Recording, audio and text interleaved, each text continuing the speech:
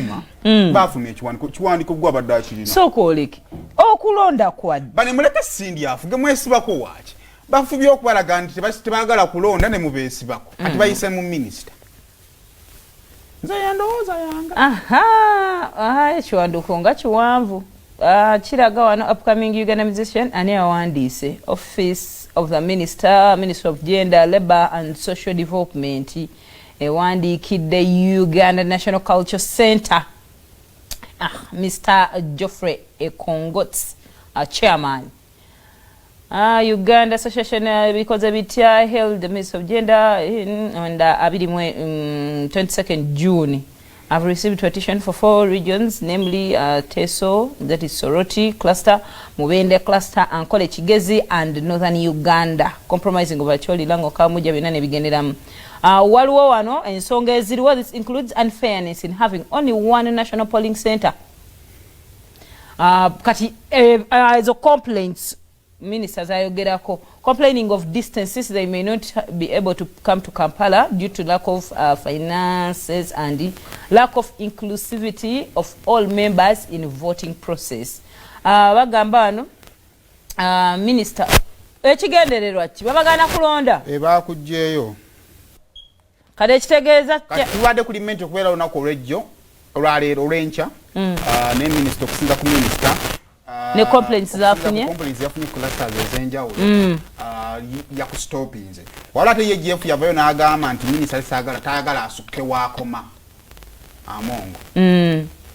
amongi sorry ye minister wa gender naga twagala asukke wakoma twagala amanyi wakoma yes woman as a body eri wansi because ministry ya gender yebatwala mu UNCC neba ino okubeera n'obukulembeze bonga ministry teina kuyingira mu kusalawo kwabwe tuzosoka otwebe twakola ebyo ekwakisoboka so tufunye baluwa okuva mu ministry ya gender nga ewandikiddwa minister Banyeni Amongi Honorable Amongi nga etutegeeza nti yafunye amabaluwa oba ziwandiise petitions okuva mu leaders ba cluster leaders abenjawulo mu ggwanga nga nasinzira kwezo baluwa n'okwetegereza mu constitution yaffe n'ebiwandiiko ebirala bikwata ku umma okusazaamu akalulu.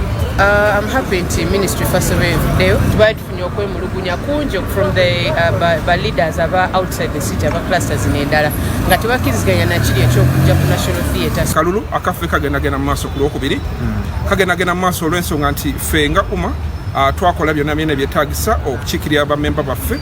Kyebaleese olwaleero kikonfusize bangi batoso kisanyusiza bangi abaklasita basanyufu abasenta tebali basanyufu kati I think mbadde njagala mutuweemu ku budde tulabe kyekigenda mu maaso. Nze I'm confused as a candidate ayimiriddewo because njagala buli omu avoting njagala buli omu abeere happy. Tuswadde tusuubira agenda kuba atandikira we twava yetegereze alyoka asalewo era nekyokubiri nga tusuubira yabadde agenda Twitter tunyonyole tutuulemu naffe tuddemu tumunyonyole wabanga yandiyagadde okuddamu okwetegereza era naffe tumuwe side yaffe naye kyetulabye nti tafuddeyo tatubaze mu magezi n'alaba nga tekyetaagisa n'asalawo byasazeewo nga yombera mu bbaluwa. Tujja kubagumira embeera yonna eriwo kitegeera isi bwelemerako ku Monday tujja kuvotinga nja kukubira abantu bange still mbagame mmanyi ki balemeddeko was supposed to be the center mujje mukole ki mu voting bwekiba kivuddewo either way nze nja kuba ndi happy because nze nazunga Uganda yonna nga ngamba abaana Huma is national so kinkola bubi okuba nti elections ziba ziri wano mu center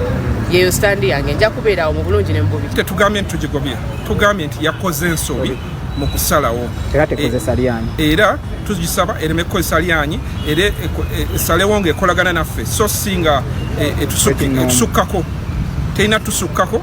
I think every day as umma buli we tubaye tunoonya aid tubaye tugenda eri government tugenda eri ministry tugenda muki tugezako okuyita mitendera nga bola nti batugamba dda nti tuva from ministry of gender then UNCC NCF then kati sawa zino we cannot start neglecting that our source of power nga bweri how the power goes down and the truth is we are under right now tukyali under ministry of gender so I think bali bawuliriza nze bwe ndowooza kulwaffe tulowooza akoze ensobi y'amaanyi nnyo takozeseza werufu oba bulambulukufu nga asalawo kyasalawo kubanga twamuwandikira naffe ezo petition twazifuna era twazifuna nabawandikirako ne UNCC ekitongole kya government kitukolagana nakyo era ekikwatagana ne ministry ye ne tumusaba twogere naye twatusuubira yagenda okwogera naffe naye n'atuweereza commission netusuubira nti akiikiridde ye era bwe twatuula mu meeting eyo ne tumunyonyola bulungi police board ya UMA yonna yavaayo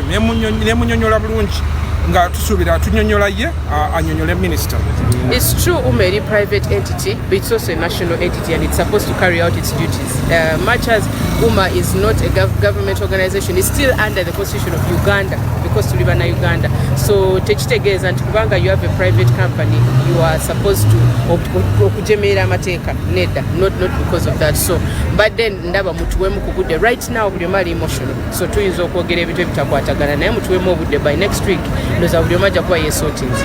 Tetwetaaga kwebuuza ku ministry tukolagana nayo nga bapartner mu kwekulaakulanya era tusiima byonna bye batukolera n'ebitongole ebirala byonna ne bapartners abalala bonna betukolagana nabo naye tebalina buyinza kwekiika mu nsalawo zaffe era n'okusalawo era tukyetusazeewo nti ku Lwokubiri tulindirire embeera weekend keite. On Monday we will have a final. Nange simanyi kyakwogera, simanyi kyababulira because I'm waiting. On Monday we will have a final statement and if elections are really going to be there on Tuesday tujja kumanya ku Monday. Kale biri mu UMA. Adibali no kudivorcing officially. Oli kwali kwanjula ne bakusazaamu ono the still married Yowembaga gwe yaddirwa yali omukadde. Kale Jocelyn Nakirijjo ngambe nti kwoli we kubanga ate kwoli kale ndoza twetole tukomeo tugaba omujozi guno tubuyita olunaku olutambula mu ba celebrities